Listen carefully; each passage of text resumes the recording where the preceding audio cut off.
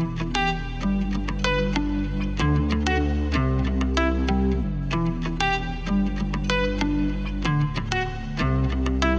right, welcome back to the American Soccer Crash Course.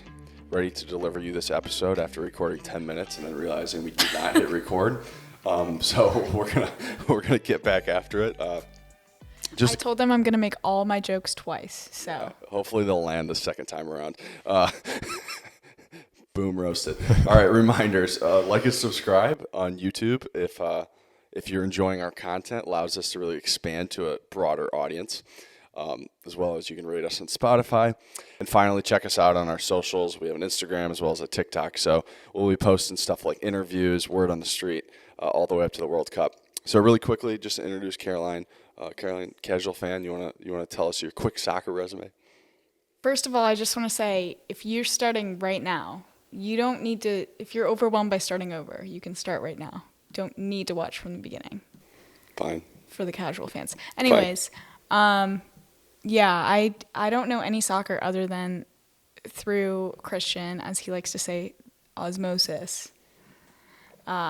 But like more like me badgering you about things you don't care about, but that's okay. I knew what relegation was, but pretty much nothing else that they were talking about on this podcast. So, definitely very casual fan. So, do you feel like you've learned a lot? Yeah, in the first 10 minutes. Well, good thing. Good thing, because we're going to put you up to a midterm exam to really see what you've learned.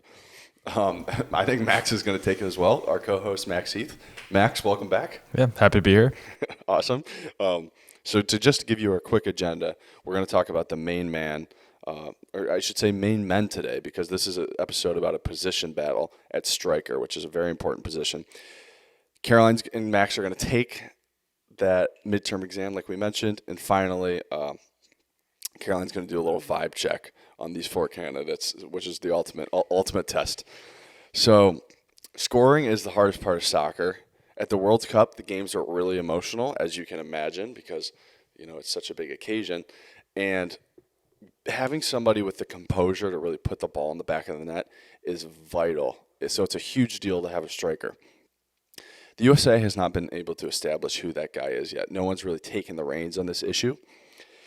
And international teams just don't have the time to really gel and get the chemistry. So it's a matter of who's going to step up to the plate for the U.S. men's national team. And we're going to highlight the four candidates, all of whom have a legitimate shot. So to start off, we got Jesus Ferreira. Jesus is what I would call the teacher's pet. He's a 21-year-old who plays for FC Dallas in the MLS. He's originally from Colombia, but his dad moved to Dallas when he was 10 because his dad was playing for FC Dallas. So everything really came full circle for him when he got to play for FC Dallas, and he's taken his opportunity there. Unfortunately, FC Dallas is eliminated from the playoffs, so that's what he's up to right now. He's just kind of training on his own, but he put up 18 goals and 6 assists in 35 games this season. Impressive haul. He had 5 goals and 1 assist in his 13 games for the USA. He was given really lots of chances for the USA. Like I said, teacher's pet.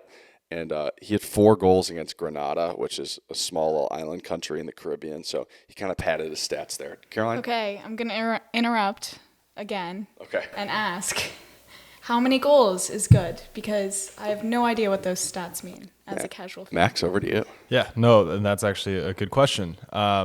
Generally, my rule of thumb, I would say, is like if you're scoring half the games, if you're scoring about 50% of games, that's a good rate. Obviously, that's an oversimplified way of looking at it, but if you're looking at good strikers, that's a rate that I'd be like, all right, he's good. He's worthy of the chance to be on the USA. Yeah, and so Jesus also put up 6 assists, which maybe you might focus on goals more for strikers. There's definitely more soccer is like much more contextual. It's harder to just like look at goals, assists, and be like, all right, this is how good this guy is. Whereas NBA, you could be like, all right, 20 points a game. I know how good of a player he is. It's harder to do that, So he looked good though in the MLS. Oh yeah, he definitely played well. There were some people who would say, he's not really a conventional goal scorer / striker. He's more of like this all around chance creating player. Like Giroud tendencies, maybe? Yeah, a little bit. Yeah. Like he does a little bit of everything. He combines with his teammates. He, quote unquote, finds space well, which, I can't really pick out what that looks like, but that's what they tell me.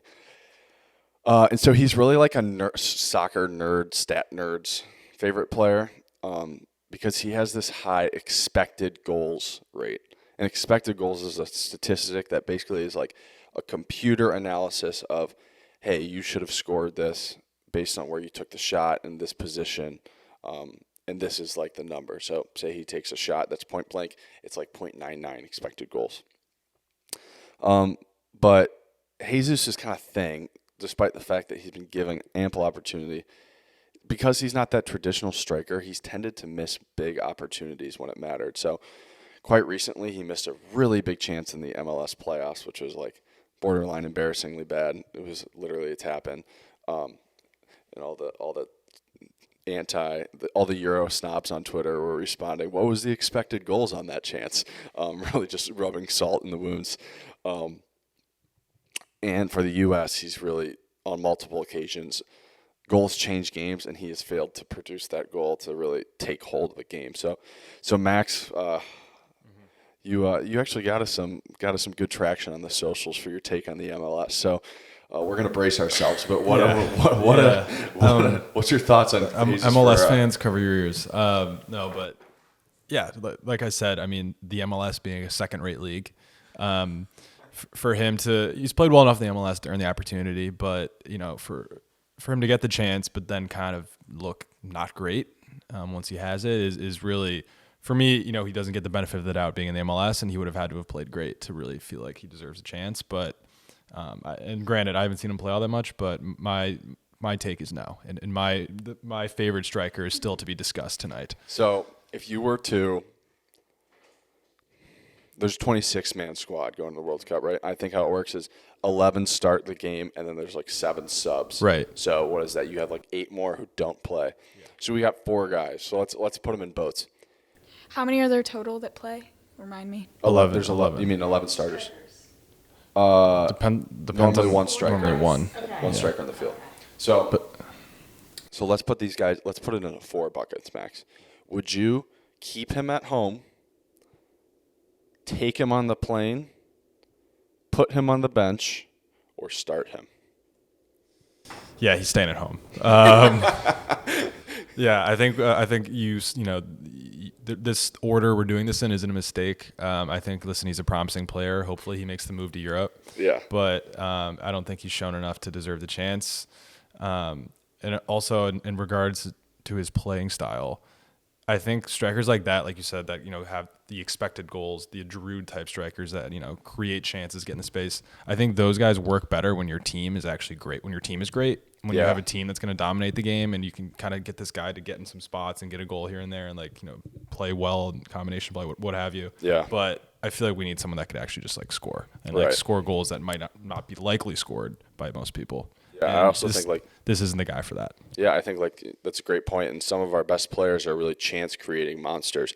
Brendan Aronson is a chance creating monster. We haven't talked about him, but Christian Pulisic is a guy who is known for his ability to beat players and stuff, but he's not like a world class finisher in that respect. So I completely agree. Maybe somebody who just does the job is really the best fit here.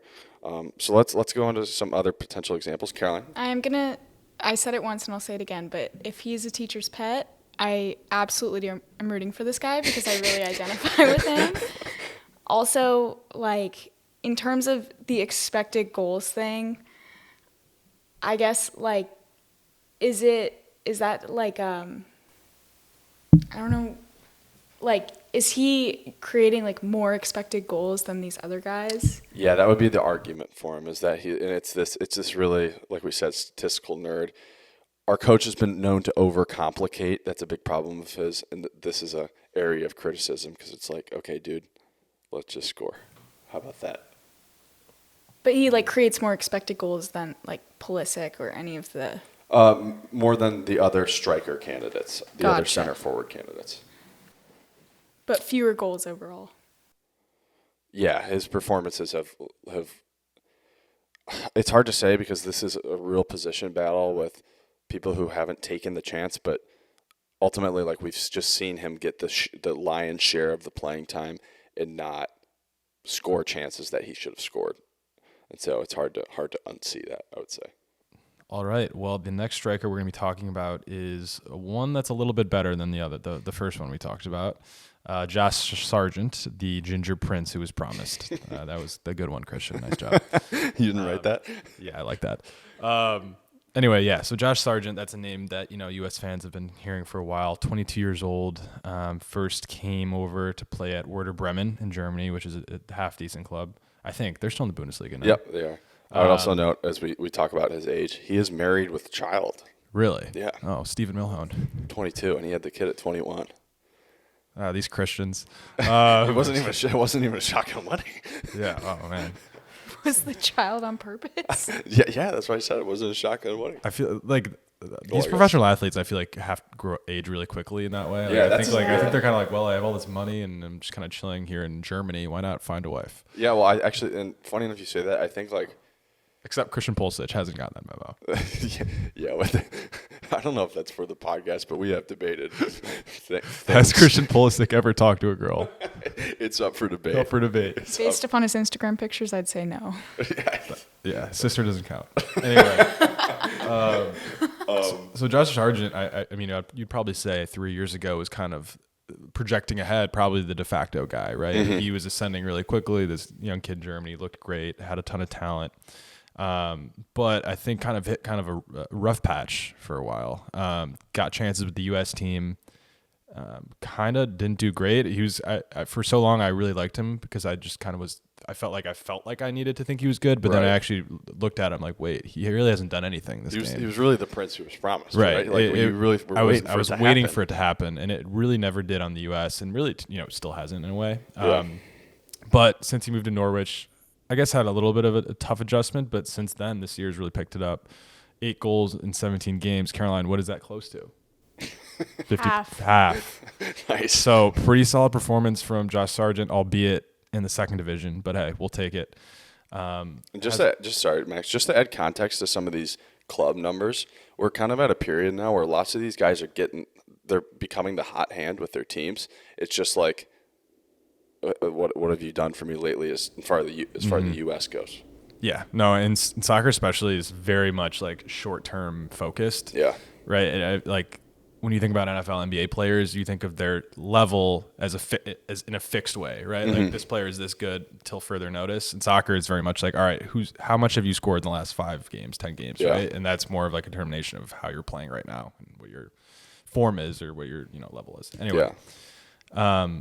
Seems kind of harsh. It is. I honestly, I sort of disagree with the way people think. And why do you think that is? I have a little theory, but why do you think that is? I think it's just sort of the nature of the sport a little bit. It does lend itself to more hot streaks, cold streaks, mental. It is a lot mental, like similar to a pitcher, right? You can be going through a rough patch, and it could be like, all right, this guy's just not the same right now. Yeah. But I think it's even more dramatic in soccer. Probably because a pitcher has 162 games to figure it out, right? And then playoffs. Right. Maybe soccer, it's just like every game's a big deal almost, or the same level of deal. So I have a theory. Yeah, go for it.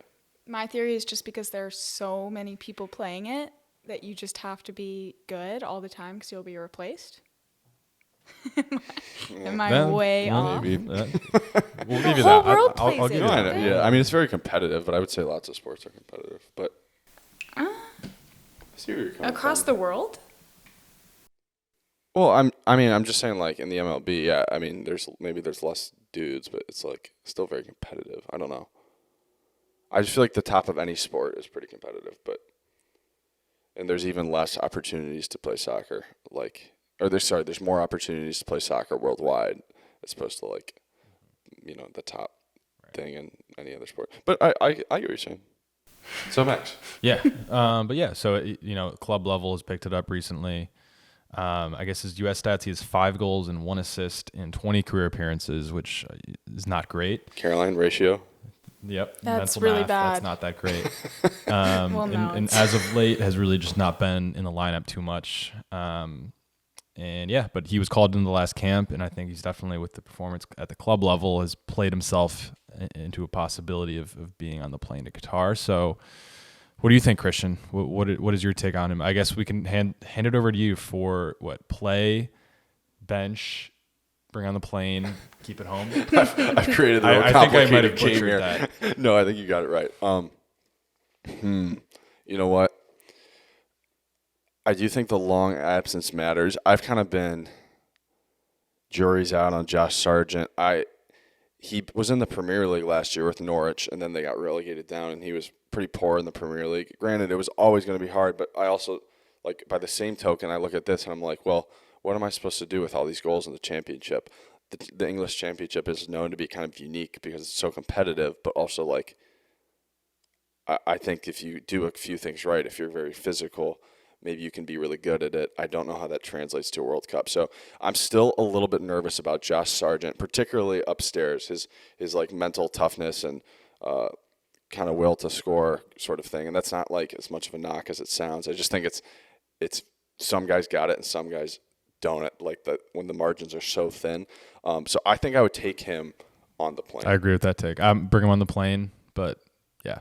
And so, and you know what? We got 3 games in this World Cup. Like, depending on what happens in the first one, I could start him game 2, but I'm not. In case of emergency, break glass. Yeah. Josh Sargent. Nice. All right, cool. So those are the first 2 candidates. We're actually going to do a midterm exam, and we're going to break it up in between the candidates here. But Caroline, you've been a loyal, great fan here, so it's really time to test your knowledge. Max has been in on a couple of these episodes, but I think this could be applicable to him. So we're going to have a little competition here. Okay, I'm ready. You ready? Max, ready to go? Ready. All right. So. It's multiple choice, right? Multiple choice, yeah. Okay. So Max, without staring down the questions, because we got to give fair playing field to Caroline. Which 2 players got flack because they were hanging out on rival teams, specifically at Thanksgiving? I don't think we said the Thanksgiving part in the podcast. Dest and Jedi, Pulisic and Weston, Tyler Adams and Pulisic, or Tyler Adams and Weston? Are you I asking me? Yeah, you and Max, you got to give your answers. Is it A, B, You know what? Well, actually, should we do this? Should we do A, B, C, D? Yeah, A, B, C, D. Do you need me to repeat them? Well, I think I have my answer. Okay, who is it? B, Pulisic and Weston. That is correct.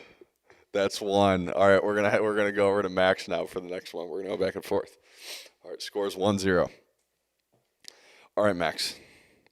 Serginho Dest. What food item does he eat before games as a ritual that everyone thinks is kind of interesting? A, baguettes. B, pizza. 3, glizzies. 4, croissants. You have to say it like this. I mean, so Dest is like barely even an American, so like I almost don't want to guess glizzy or pizza, but like based on the reaction to it being weird, glizzy. The answer is baguettes. I was gonna say baguette, but I was like, that's too obvious. And as Lodge pointed out for us, he actually got messy on eating baguettes. If somebody fact checks us, we could be in trouble, but I think that's true. So, I mean, but like honestly, why is that? No, like that's a good pregame snack. No, I mean it is, but I think he eats it before. Like that's like his ritual. Like he's at a nice restaurant and he orders a baguette. Is that just his dinner, or is that like the whole day leading up? I think it's like his dinner. If it's a day game, it's his lunch. If they're playing in the morning, it's his breakfast. So. Okay. Yeah, Sounds I don't good to see me. anything wrong with that. That No. seems like a good little pregame Does he get fuel. butter on it? I don't know, but I know that when he gets roasted for it, which has happened on occasion, his response is, and he has like this little Dutch accent, he goes, "Carb up, bro." He doesn't speak like great English, and that's his response. All right, so going over to Caroline, this is actually convenient because Max, you were on this episode. What haircut does Aaron Long have? A, man bun, B, shaved head, C, mullet, or D, high and tight? I don't know what high and tight is, but it's either man bun or mullet, and I remember you guys talking about it, but I can't. I'm gonna go with man bun. It feels right. Oh, that's incorrect. It's a mullet. I know why she thought that though, because remember we had the Tim Ream. Yeah, exactly. That's why I threw that in there. I threw it as a Nice. little distraction. Couple in soccer, lots of man bun guys. So So many man buns. Yes, a lot. all right, so now we got a 1-0 darn. back over to Max here. All right, Max. What does it mean when a player has another player, quote, in his pocket? A, they're being paid off. B, they used to be teammates. C, they hate each other. D, they're playing good defense. I'm gonna go with D. That's when they're playing good defense. Hit that one right out of the park. That is exactly correct. That means they basically locked them down. They were all over them. Got all the easy questions. Yeah, you think so? All right, it's 1-1 here. All right, Max, you wanna give us your next striker to talk about? Yeah, it depends on which one we're going to talk about. Do we want to talk about Pepi or Yeah, let's talk Pefok? about Pepi. All right. Let's get into Riccardo Pepi. All right. So Pepi. Yeah, he really burst onto the scene at a really young age, 17. Was playing for FC Dallas. Looked incredible. Looked great. Yeah. Came over, played on the U.S. team a little bit, and really, when he first came onto the team, he actually looked awesome. Had a couple great goals, and Yeah. I remember watching some of those games and being like, "This might be the guy." Right, and real quick, just we referenced last week, like the sky's burning down moment, or excuse me, the sky's falling down moment was in the third game of the World Cup cycle. We were losing, and things were really off to a bad start, and that was when he really burst on the scene. Got subbed on in the second half. No one knew who he was, and he scored this amazing header to really kickstart a big comeback for us. Okay, also, is FC Dallas just like really good? Hell yeah! Why has Yeah. every player played there? Yeah, no, FC Dallas is they're definitely known as being a little bit of a fact. Like they have a really good academy that develops good young players. So they really actually do kind of have a lot of the good young Americans that are in competition. Is there another team that's like a powerhouse, or is it mostly just them? Well, uniquely, they're actually, so it's kind of funny. It's an interesting situation for their fans to be in, an interesting topic in the broader landscape of U.S. soccer. But their MLS team isn't even really that good. Like consistently, they were better this year, but historically, a lot of their fans have been fed up because they're kind of like, hey, you're developing all our talent and you're selling it to Europe. So they've been really effective at doing that. They have, Weston McKennie's an alum, Chris Richards is an alum, and now you have Pepi and Ferreira, and I think there's another big name on there, but it is kind of incredible. But yeah, they're like kind of a talent factory. They're figuring that piece out of it, but they're not figuring out how to be really good in the MLS. You know what team that reminds me of? Oh yes, my team, Dortmund. That's all I've heard about. Exactly. That's a straight osmosis from me just whining Yeah. and complaining about how I picked a team that just sell players. So. Yeah, good call. But yeah, anyway, so yeah, he rode the momentum and got a shot in Europe. Transferred to Germany to a team called Augsburg, which, obviously directionally the right move to go to Europe, but Augsburg was really kind of just a tough situation to go into because Yeah. they suck. Yeah. And he was thrust into a position where he was on a team that's not going to score a lot of goals because they're not that great. And he's the guy that's supposed to be scoring goals. And it was just a tough position as an 18-year-old Mexican-American to be in, Augsburg, Germany, Yeah. on a bad team trying to score goals. So really had a tough season with them. But as of this year, got loaned out to a team in the Netherlands, and he's looked a lot better. I don't know his exact numbers, but do we have them on the sheet here? Yeah, Is it half? five. No, it's even better. 5 goals and 1 assist in 6 games. Right, with small sample size, but I mean, those you can't do much better than that. Right. So, and the interesting thing is we're really comparing teams from different leagues, right? So you got somebody in Division 2 of England, you got somebody in the best league in the Netherlands, and somebody in the MLS, and you're kind of like, man, the common denominator would. Like we would love for it to be success on the national team level, but you're really trying to choose and evaluate, which is a difficult exercise for sure. yeah, no, and they're in a way sort of comparable. Like honestly, like you can make an argument that the MLS is close to the championship, second division English league. Yeah. I think maybe harder to make that argument about the Dutch league, but yeah, no, and that's the position we're in, I guess, with these strikers is we're not going to have we don't have anyone that's we don't have any perfect candidates. Yep. So that's the game we're playing. But anyway, super hot lately, looks good. So yeah, and that makes you optimistic about getting him in this team. Maybe he can keep the momentum going, but we'll see. Has he played? For the U.S.? Yeah. So yeah, he really had a good stretch there where he was playing, but then he went cooled down. Yeah, and so as he started to struggle in Germany, he went a full year without scoring a goal, and so our coach kind of like gave him some time off to try and sort it out. But yeah, he's still just 19, so it's sort of like, as much as some fans are pretty reactive and want to kick him to the curb, he's got so much more to prove and so many reasons for optimism. But yeah, Max, you mentioned his Mexican-American status. That's just a really cool thing about him. Nicknamed El Train, like the train. He was from El Paso and really debating both sides of where he was going to go play for his international career, and chose the U.S. Yet another great win for our coach Greg Berhalter. That's something he's excelled in. Okay, one other thing.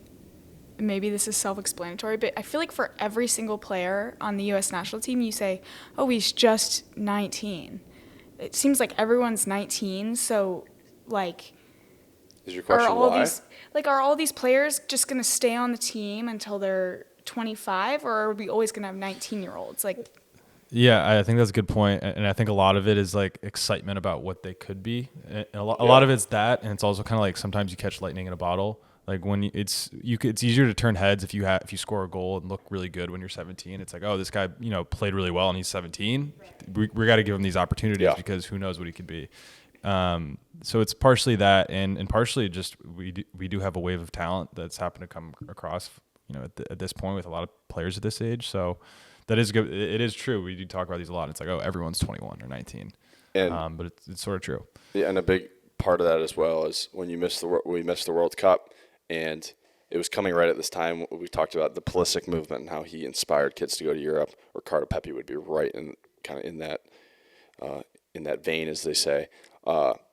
We had to rip it up, and we decided, hey, we're going to just build the future now. We got a World Cup coming in 2022 and then at home in 2026, which is a great opportunity. And so let's rip it up. Let's identify that young talent and let's give them opportunities. So that's definitely a part of it. Yeah, and a lot of it too is like a system. Like looking at it is like, oh, like if we get all these kids playing together from the time they're 18, 20 years old, that maybe as a team they'll develop and blossom. So. Yeah, for sure. So here, Max, I'm going to ask you this actually, but we've both shared our kind of how impressed we've been with Pepi, but how much do you value his national team success amongst a year without scoring a goal, these kind of club team struggles that are now turning themselves around? How do you reconcile those things? Yeah, I mean, with a lot of these strikers, it's kind of grasping at straws, right? Like, no perfect candidates, a lot of bad things about each one. But for me, the thing that sticks out is just like, I've seen it with him. Like I've seen him in a U.S. uniform have great moments. Like I've seen him score really good goals. I've seen him have moments where I was like, oh, wow. And I don't think I can say that about really any of the other three. And like they all other good things, like, Pefok was hot early in the season. There's different things to say about each one, but for me, Pepi's the one I think I get most excited about. So with that being said, leave it home, playing, bench, or start. At this point, with the combination of what I've seen with him in a U.S. uniform and him catching fire at the right time, I think he's the guy I want to put on the field. Nice. I think the United States as a team, I think to hit our goals for this World Cup and actually maybe win a knockout stage game, I think we're going to need a moment of brilliance from a striker, and I feel most confident in that coming from Pepi than any of the other three. Yeah. It's hard to pick based on any level of consistency or pedigree, but my gut's telling me Pepi. I'm with you there. I would also like to start Pepi. Also, personally, I know I've broken it down to 4 categories, but I'd like to take all 4 strikers because I think we can cut somebody else in another area that just isn't good enough to play. I think all 4 of these guys could honestly contribute, particularly when I consider that Jesus Ferreira is a teacher's pet and is a lock to go to Qatar. I mean, he's literally in the commercials that you see on Fox. Good vibes. Is he really? Immediately. Teacher's pet. Is he really? Yeah, dude. It's kind of it's like Pulisic, McKennie, Adams, He's just Ferreira, and you're like, one of these is not like the others. If they weren't playing striker and they put them in somewhere else, where would they go? Center mid? These 4 guys? Yeah, like Oh, sorry. would So I was two just of them saying. I was just saying. realistically, could they play, or is that just not even an No, option? not realistically. I mean, yeah. Or I guess Josh Sargent did get part of Josh Sargent's struggles were that they stuck him out on the wing, so he could theoretically give you some versatility there. Which, if you were ever debating bringing him, I think that's a good reason to say, hey, he can play 2 positions. All right, Caroline. Anthony Robinson goes by a nickname inspired by what series? A, Lord of the Rings. B, Star Wars. C, Harry Potter. D, The Hunger Games. I don't remember the options, but I'm A. Well, do you want me to, what? Well, okay, so Lord of the Rings, Star Wars, Harry Potter, or The Hunger Games? No. Did I listen to this one? Yes, you listen to this one. Okay, then I'm going with. Okay. Lord of the Rings. That is incorrect. You know what, Max? Do you want to steal? We're making This it up. one's gonna be Star Wars. The That is Jedi. correct. That is correct. Oh. That is. Darn. I should have gotten that one. Does Max get an official point for that? Max, what do you think? Sure. All right, I'll we're take giving it. Max Yeah. an official point for this deal. I mean, I am like on this podcast, so it's not kind of cheating that I'm playing this. You weren't but- there that time, though. I wasn't. You were not there Yeah. that time. No, So that's that's true. all good. All right, Max. I know Caroline hasn't listened to this one, so this will be this might go into your general ball knowledge here. Tyler Adams commuted every single day from age 11 to age 18, playing in this MLS academy from A, Philadelphia to D.C., B, New York to Philadelphia, C, Connecticut to New Jersey, or D, New York to New Jersey. Well, I know it was to New Jersey. Was it New York to New Jersey? That is correct. Yeah. Bang. Yep, Red Bull Academy in New Jersey. Exactly. That is correct. So Tyler Adams has logged the miles. He's not a Connecticut guy, definitely not. No, yeah, he's too gritty for that. All right, Caroline, you ready for this? Yeah. All right, this one might be a tough one, but I think you're prepared. I couldn't get Jedi. All right, Yeah. you figured it out now, Jedi. I don't even think I know this one. All right, what soccer legend has, in my words, unfairly targeted Pulisic of late? A, father of Love Island contestant Michael Owen. No chance. Okay. I know his name. Okay. B, Thierry Henry. C, Jamie Carragher. Or D, Gary Neville. Not to be confused with Neville Longbottom. None of these sound remotely memorable, but I'm pretty sure B. B, Thierry Henry. That is correct. Nice. All right, it's 3-2. We're making it up as we go. We're going to give Caroline the chance to tie this one up and give her another question. Our last one, unless I can think of something on the fly. All right, Caroline. Which of these countries has Sergiño Dest not played in? A, the Netherlands. B, Italy. C, France. Or D, Spain. I just listened to this episode. France. Wow. All right. Wow, nailed that one. Nice. It is. Milan. His beginning club was in Amsterdam, and then he played at Barcelona. Barcelona. That's some serious. She's been studying. I'm a Yes, true she fan. really has. Yeah. All right. I got one last question for you guys. Christian Pulisic's favorite candy is chocolate, I should say, is in all likelihood, Halloween chocolate, I should say, is in all likelihood A, Reese's, B, Crunch, C, Hershey's, or D, Almond Joy? You're not going to get me. This is a real bonus one. Hint, it has to do with the city he was born in. Are you asking me? I'm asking whoever gets to it I first. know the answer to this. Hershey. Hershey, Pennsylvania. But I'm out of bonus questions. If it were me, I'd be picking Almond Is Joy. that actually his favorite candy? No, that was just me trying to Use use little context Halloween. there. Yeah, nice. But I think you both get. I think that just means you both get 100% A+ on the test. So congrats on passing your midterms with flying colors. I think you got 75%. So hopefully that gets you through. It's pass fail. Pass fail. Yeah. Swiss Army knife. Good to have him. So yeah, to wrap up today with our last guy, Jordan Pefok. I'd say he's in the doghouse. He's a 26-year-old French-American international.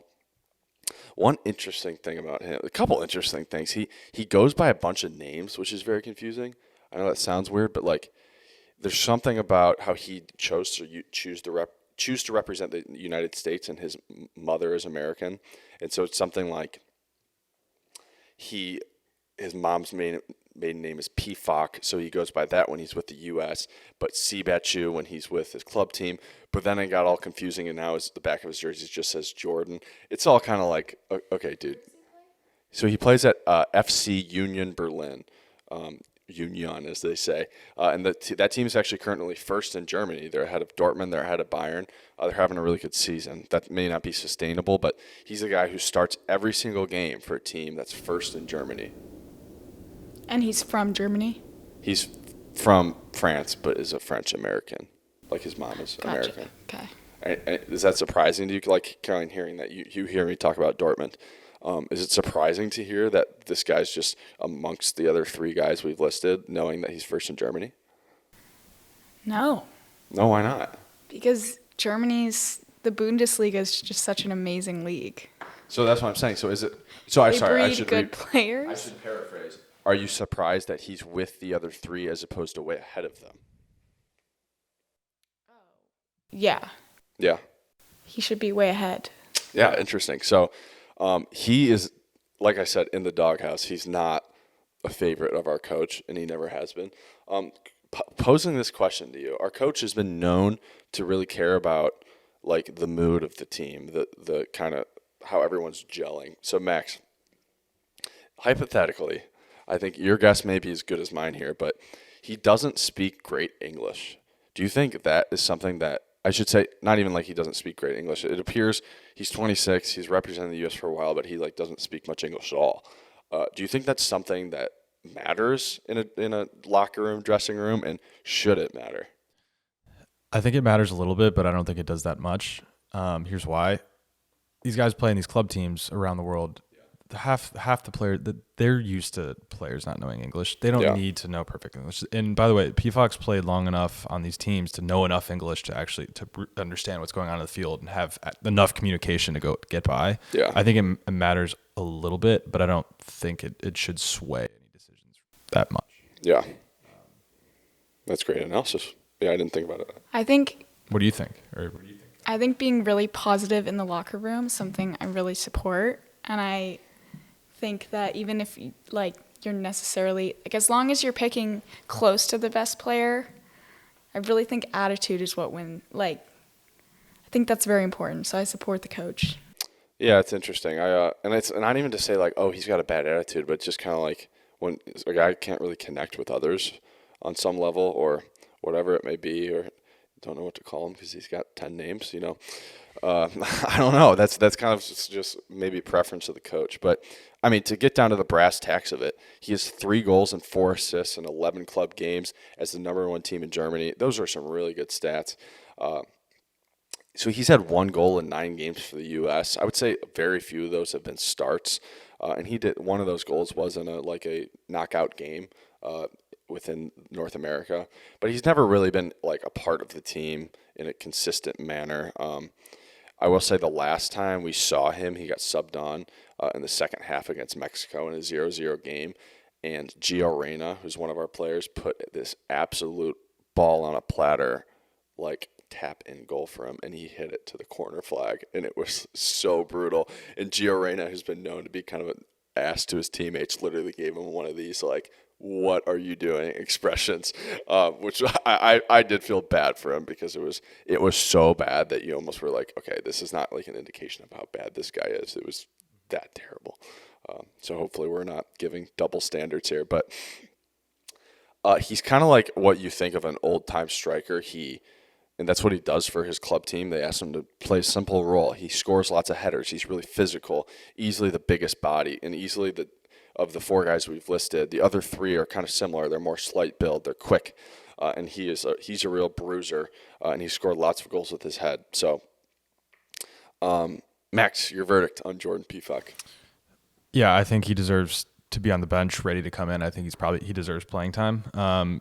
We've talked a lot about the English thing, not playing the best for the U.S., but I think with these other guys, right, one plays in the second division in English, one plays in the MLS, one plays in the Dutch league.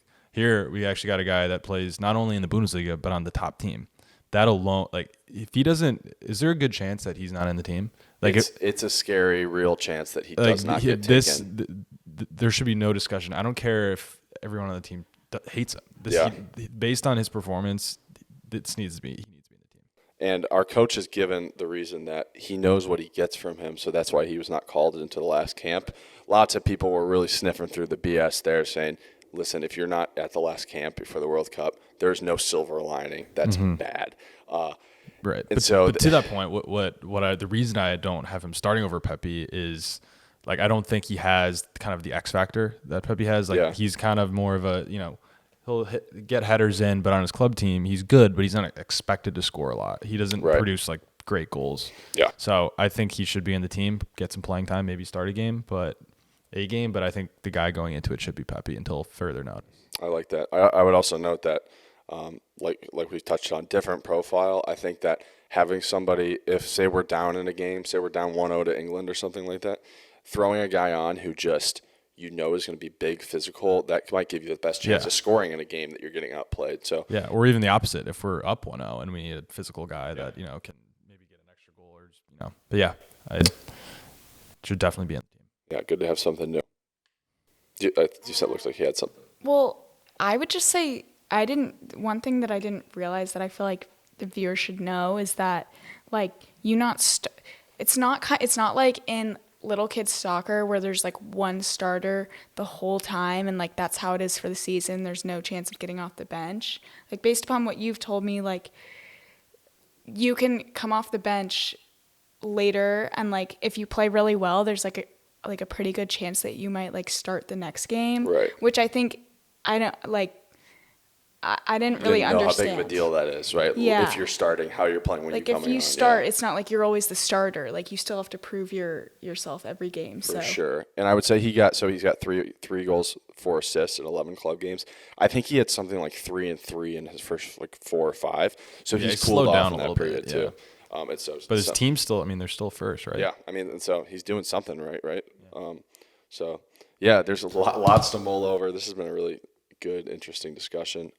So Max, to reiterate, within our 4 buckets, would you be in the bench category there? Bench. He's my number 2. Yeah, same here. Yeah. He's in my bench. So I guess number 1 Pepi, 2 Pefok, 3 Sargent, Ferreira could stay in Dallas.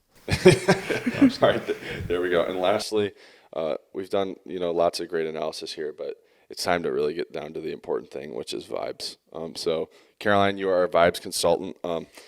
We were at a bar the other day, had like 7 people around a table, and we started going through the list, and you had some flaming hot takes on good vibes, bad vibes.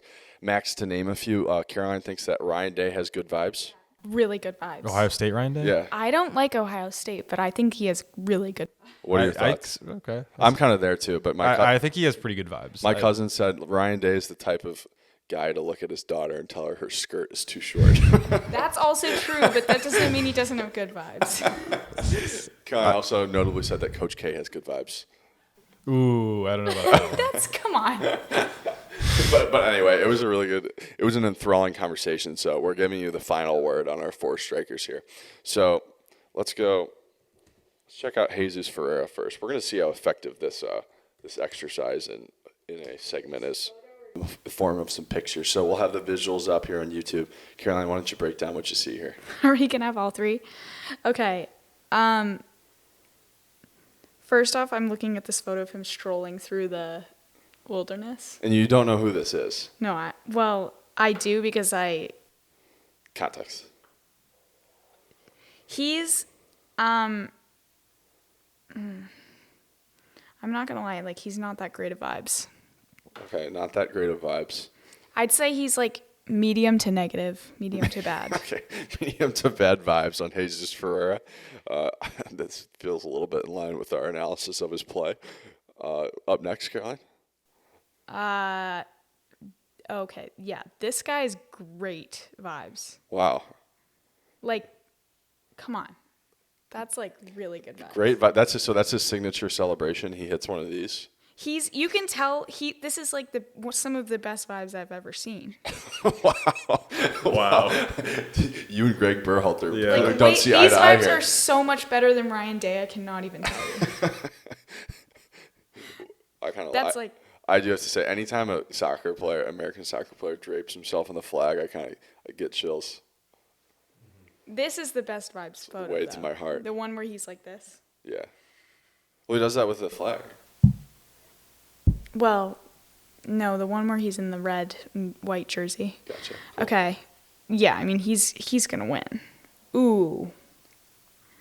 Yeah, this guy's bad vibes. What is this? Pepi? He's bad vibes. I'm Oh sorry. my god! I could see if the picture from the cowboy hat picture is it's This it's bad. photo. You I think you Wait, might the have. cowboy hat picture is so sick. I think it's sick. I but don't- I'm thinking from a female perspective. I could see how He's it's bad vibes. What about? Hold on here. What about this? I think you only sent me 2 of them. What about this tattoo this guy got of his face on a train? Does this change your? That makes That's the kind of a vibes tool worse tattoo. Okay. than they already were. Okay. Peppy train. Yeah. El Yeah, train. no, I'm not on the Peppy train. That makes me sad, honestly, but I respect your opinion. All you guys talk about is Peppy all the time. That's the only. If I had to take one name away from this entire podcast, I think it would be Pulisic and Peppy, the 2 P's. I would say we're doing our job then. Yeah, Josh Sargent. I included that thing in there with his very interesting Instagram situation, which is 0 posts. Oh, wait. Oh, I didn't even notice that part. I mean, you're going to have a child and you're not even going to share it with the rest of the world? I don't hate it. He's you like the good privacy, vibes. Max? I like He's the really privacy. good vibes. Really That's good. hot in the streets now, not having an Instagram. I saw a TikTok of girls are super into guys without Instagrams. Yeah, because they can't post It's anything to mysterious. embarrass Because themselves. it's mysterious. Yeah, I guess it But is. Sergeant, post it kind of fishing defeats the purpose when photos. you have one and have 83,000 followers and just don't post. It's a little weird. Does It he also post- defeats the no, purpose. no. Does he do stories? It's a little hard to be mysterious when you're married at 21 years old. No, I don't even think he does. Wow. I mean, why do you follow him then? Well, if you're one of those You 83, follow him? No, I No, don't no. follow him. I just looked it No, up I for was purposes of this. hypothetically, like, why do these 83,000 people follow a ginger with no posts In or the stories? hopes that he will one day post and they'll get to see it, the first post. I'm hoping he will one day score some goals for the U.S. men's national team and that I will get Same. to see it. I Same. like him. All He's right. really good vibes So also. okay. So your official really good vibes, your vibes power rankings. Where do we stand? Definitely. And you have to put them in the format of plain, at home, bench, and start. What's the second guy's name? Pefok, Jordan Pefok. This one? Yeah, go. Yeah. Yeah. Okay. Pefok, starting. Peppy, leave him at home. Tough. Bench is Josh Sargent. Okay. And who's the other guy? He's my take with Ferreira. Okay. Although On the he's plane. he's like barely. He literally is on the plane last second. I mean that Pepi picture with the cowboy hat is one of the hardest pictures I've seen in the U.S. men's national team. So I'm disappointed, but he just doesn't look good vibes though, Christian. If you're going for vibes. All right, fine. Same person who said Coach K was good vibes, but that's fine. All right, that's all we got at the American Soccer Crash Course today. This was a super fun episode, really highlighting a big issue for the U.S. men's national team. So yeah, stick around with us. We got a few more coming here as we lead up to the World Cup. 22 days away, insane, really insane. So yeah, thanks guys, appreciate it.